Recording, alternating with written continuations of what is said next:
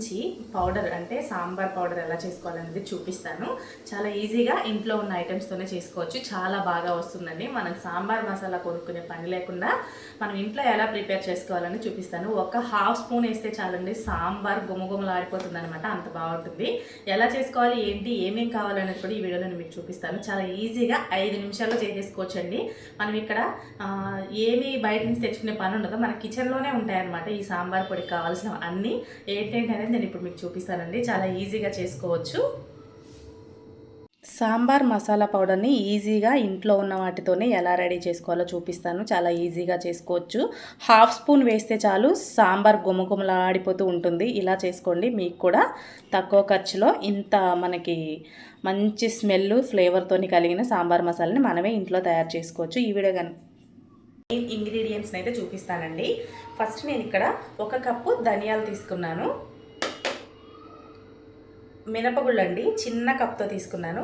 చాలా బాగుంటుందండి స్మెల్. మనం అసలు బయట కొనుక్కునే అవసరమే ఉండదు. అలాగే చిన్న కప్పుతోని రైస్ కూడా తీసుకున్నానండి. మనకి సాంబార్లో ఇంగువ వేస్తే చాలా టేస్ట్ వస్తుంది కాబట్టి, అలాగే మనం ఈ పౌడర్లోనే ఇంగువ వేసేసుకుందాం. మన సాంబార్లో వేసే పనే ఉండదు ఇంగువ. అలాగే ఇది పచ్చిశనగపప్పు అండి, ఇది కూడా 1 కప్పు. అన్నీ ఒకటే కొలతలోనే తీసుకున్నానండి. ధనియాలు తప్ప అన్నీ ఒకటే కొలత అనమాట. ఇది కందిపప్పు అండి. ఈ పప్పుల వల్లే సాంబార్ పొడి చాలా టేస్టీగా అయితే ఉంటుందన్నమాట. అలాగే జీలకర్ర, ఇక్కడ 10 ఎండుమిర్చిని తీసుకున్నాను. ఇవండి మనకు కావాల్సినవి సాంబార్ పౌడర్కి. ఎలా చేసుకోవాలి ఏంటి అనేది చూపిస్తాను. చాలా ఈజీగా చేసేసుకోవచ్చు. ఇంట్లో అసలు మన సాంబార్ పొడి కొనే పనే లేదు ఇప్పటి నుంచి. ఈ వీడియో చూసాక మీరు కూడా ట్రై చేసేయండి. ప్రాసెస్లోకి వెళ్ళిపోదాం రండి. ఫస్ట్ మనం దలసరగా ఉన్న మూకిడి కానీ ఏదైనా గిన్నెని కానీ తీసుకొని ఫస్ట్ స్టవ్ ఆన్ చేసుకుందామండి. దలసరగా అంటే మందంగా ఉన్న గిన్నెని. ఎందుకు అని చెప్తున్నానంటే మనకి ఇవి దోరగా మంచిగా వేగాలన్నమాట. మాడిపోకూడదు, అలాగే పచ్చిగా ఉండకూడదు. సమానంగా వేయించుకోవాలి. అప్పుడే దీని ఫ్లేవర్ అనేది చాలా బాగుంటుంది, స్మెల్ అనేది. ఇప్పుడు మనం స్టవ్ ఆన్ చేసేసుకొని నేను ఇదైతే కడాయి పెట్టుకున్నానండి. హీట్ అయిన తర్వాత ఏమేమి వేయించుకోవాలని చూపిస్తాను. ఒక్కొక్కటి వేయించుకుందాం. ఒకటి ఏదైతే లేట్గా వేగుతుందో దాన్ని ముందు వేయించుకోవాలి. ఏదైతే తొందరగా వేగుతుందో దాన్ని ఆఖరిగా వేయించుకోవాలన్నమాట. లేదంటే ఒకదానికొకటి కలిసి మాడిపోతాయి అనమాట. ఒకటి వేగితే ఒకటి వేగదు. ఫస్ట్ మనం ధనియాలను వేయించేసుకొని పక్కకు తీసేసుకుందాం.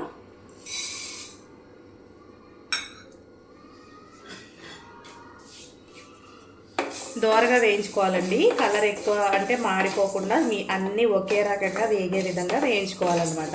1 హాఫ్ స్పూన్ వేస్తే చాలండి, సాంబార్ గుమగుమలు ఆడిపోతుందనమాట. చాలా ఈజీగా మనం ఇంట్లోనే చేసుకోవచ్చు. సాంబార్ పొడి కొనే పని లేదనమాట ఇప్పటి నుంచి మనందరికీ.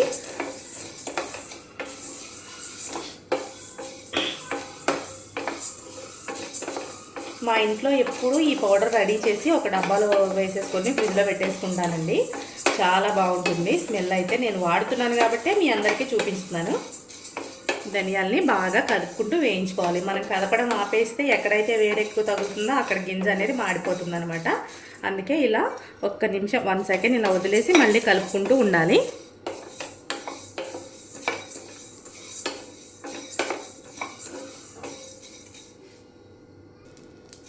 ఇలా అయితే వేయించుకోవాలి.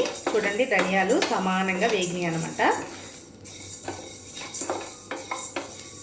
కదుపుకుంటూనే వేయించుకోవాలండి. కింద వేడి తగిలి ఉండడం వల్ల తొందరగా మాడిపోయే అవకాశాలు ఉంటాయన్నమాట. ఇలా కదపడం వల్ల గింజ అనేది కదలటం వల్ల ఎక్కువ వేడి అనేది తగలకుండా ఉంటుంది. చూడండి ఇప్పుడు మనకైతే కరెక్ట్గా వేగిపోయినాయి. వీటిని స్టవ్ ఆఫ్ చేసేసుకొని స్టవ్ అలాగే ఉంచుకొని నెక్స్ట్ వేయించుకోవాలి కాబట్టి ఇవైతే ఒక ప్లేట్లోకి ట్రాన్స్ఫర్ చేసేసుకుందాం. సరిపోతుందండి. ఇవైతే తీసేసుకుందాం వేరే దాంట్లోకి. ఇలా వేయించుకుంటే సరిపోతుంది. ఇలా వేయించుకోవాలి. నెక్స్ట్ మినపగుళ్ళను కూడా వేయించేసుకుందాం. ఒకటొకటి వేయించుకోవాలండి, అప్పుడే మనకు అన్నీ సమానంగా వేగుతాయి అన్నమాట. ఈ కప్తో అన్నీ సమానంగా తీసుకున్నాను. ఈ చిన్న గిన్నెతోని అన్నీ సమానంగా తీసి పెట్టుకున్నాను నేను. దోరగా వేయించుకుంటే స్మెల్ అనేది చాలా బాగుంటుంది అనమాట. మెయిన్ మనకి సాంబార్ పొడిలో వచ్చేసి ఈ పప్పులేనండి మంచి స్మెల్ ఇస్తాయన్నమాట. వీటిని సమానంగా వేయించుకోవాలి. ఒక్కసారి వేయించుకొని ఒక డబ్బా చిన్న డబ్బాని స్టోర్ చేసి పెట్టుకుంటే దగ్గరగా 6-7 మంత్స్ వస్తుందండి. సాంబార్ ఎక్కువ తినే వాళ్ళకైతే 6 మంత్స్ వస్తుంది. మీడియంగా తినే వాళ్ళకి 1 ఇయర్ కూడా వచ్చేస్తుంది ఒక డబ్బాలో చేసి పెట్టుకున్నామంటే. ఎందుకంటే ఇది మనం కొంచెం వేసుకుంటే సరిపోతుంది, హాఫ్ స్పూన్ కంటే ఇంకా తక్కువ వేసుకోవచ్చు. అంటే అంత బాగుంటుంది అనమాట. దీని ఫ్లేవర్ చాలా బాగుంటుంది. సిమ్లో పెట్టి వేయించుకోవాలండి వీటిని.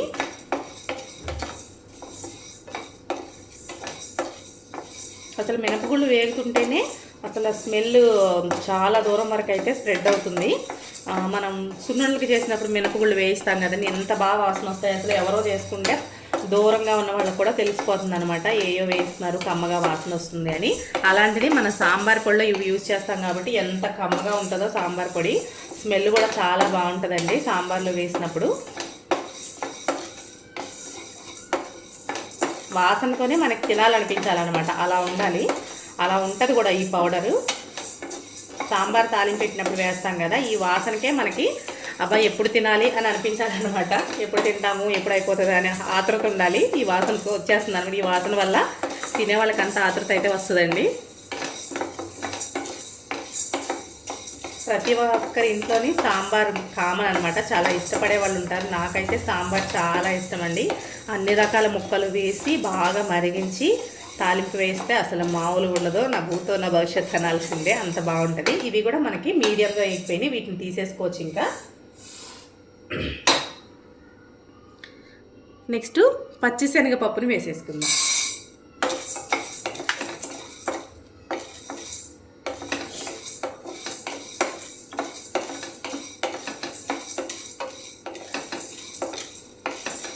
ఒకటొక్కటిగా వేయించుకోవాలన్నమాట, కదుపుకుంటూ వేయించుకోవాలి. సిమ్లో పెట్టాం కదా అని ఎక్కువసేపు కదపకుండా ఉంటే మాత్రం బద్ద అటు సైడ్ ఇటు సైడ్ అనేది మాడిపోతుంది.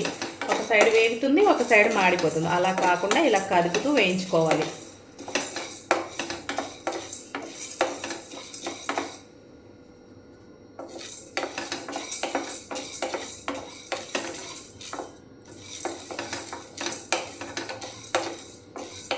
పచ్చిశనగపప్పు కొంచెం లేట్గా వేగుతుందండి.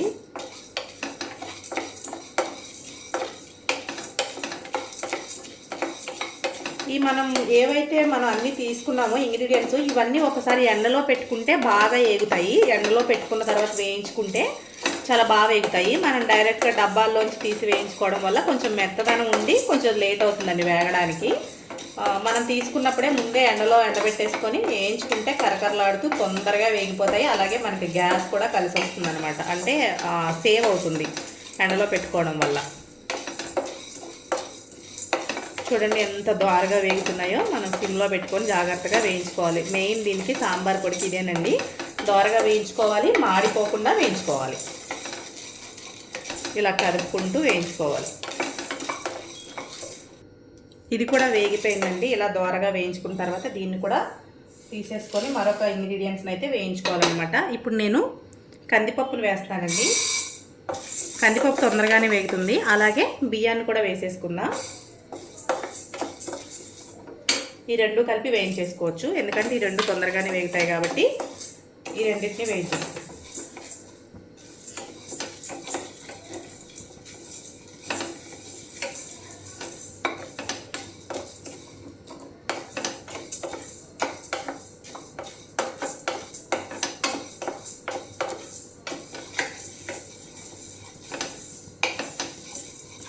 ఈ వీడియో చూసిన ప్రతి ఒక్కరూ ఇది ట్రై చేయండి. మీరు సాంబార్ పొడి అసలు కొనుక్కోరు, మీరే చెప్తారు కామెంట్లో ట్రై చేసిన తర్వాత. మీరు ఒకసారి ట్రై చేసి ఒకసారి సాంబార్ పొడిలో సాంబార్ కాసుకున్నప్పుడు వేసుకొని అప్పుడు కామెంట్ చేయండి ఎలా వచ్చింది టేస్ట్ అనేది.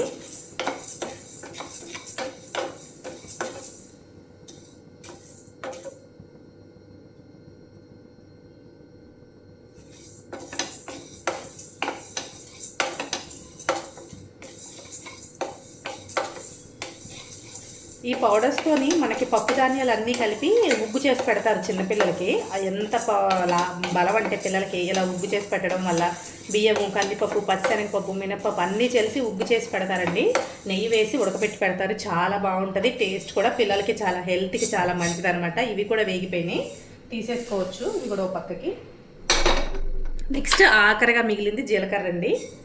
జీలకర్ర కూడా వేయించేసుకున్న తర్వాత వెండిమిరపకాయలు వేయించేసుకుంటే టోటల్ మనం అన్నీ వేయించేసుకున్నట్టే. జీలకర్ర వల్ల కూడా మనకి జీర్ణ వ్యవస్థ బాగుపడుతుంది అనమాట. అంటే జీర్ణం మనం ఏది తిన్నా తొందరగా జీర్ణం అయిపోతుంది, అరుగుదల అనేది ఎక్కువగా ఉంటుంది.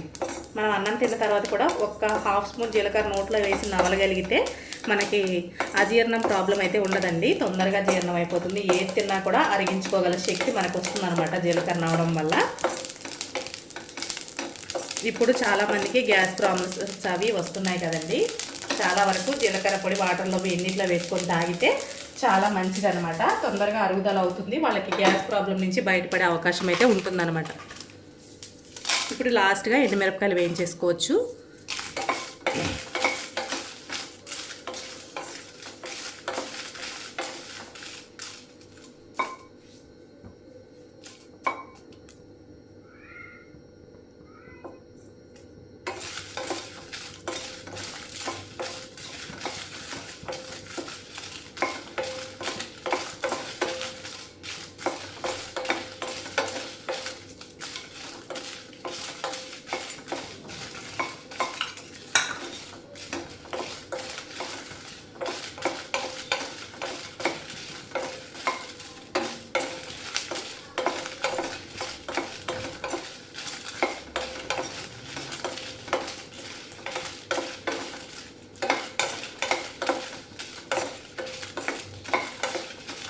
ఇది ఎన్ని రోజులైనా బయట స్టోర్ చేసుకోవచ్చండి, ఫ్రిడ్జ్లో పెట్టుకునే అవసరం లేదు. ఎందుకంటే ఇక్కడ ఏవి పాడైపోయి ఎక్కువ రోజులు బయట ఉండకుండా ఉండే వస్తువులు అయితే లేవు, అన్నీ బయట నార్మల్ రూమ్ టెంపరేచర్లో ఉండే వస్తువులే కాబట్టి మనం ఫ్రిడ్జ్లో పెట్టుకునే అవసరం లేదు. ఇవి కూడా వేగిపోయినాయండి, ఇవి కూడా పక్కకైతే తీసేసుకుందాం. ఇప్పుడు మనం స్టవ్ ఆఫ్ చేసేసుకొని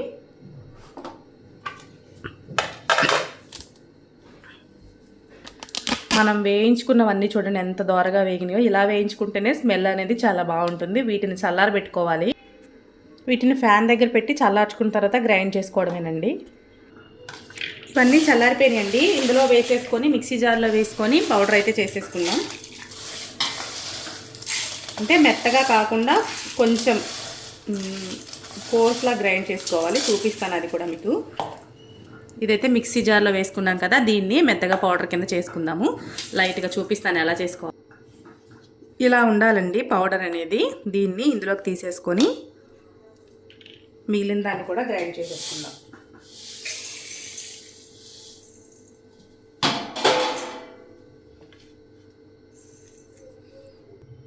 మనం ఇందులోనే ఇంగు అయితే వేసేసుకోవాలి లాస్ట్ స్టెప్లోని.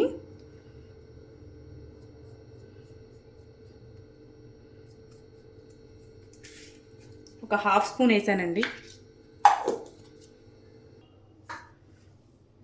ఇదిగోండి ఇలా అయితే వచ్చింది. దీన్ని కూడా ఇందులో కలిపేసుకుందాం.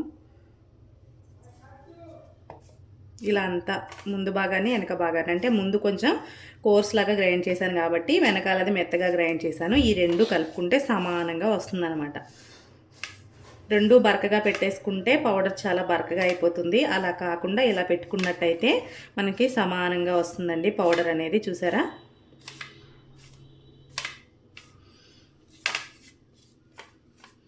సాంబార్ మసాలా అయితే, సాంబార్ పౌడర్ అయితే మనకి ఇక్కడ రెడీ అయిపోయింది. చాలా మిక్సీ పెడుతుంటేనే మంచి గుమగుమలాడిన స్మెల్ అయితే వస్తుందండి. ఇంకా తాలింపు వేసామంటే ఇంకా చెప్పనవసరం లేదు. ఈ వీడియో కనుక మీకు నచ్చితే లైక్ చేయండి, షేర్ చేయండి, సబ్స్క్రైబ్ చేయండి. మరిన్ని మంచి వీడియోస్ కోసం నా ఛానల్ని సపోర్ట్ చేయండి. చూసారా ఎంత బాగా వచ్చిందో?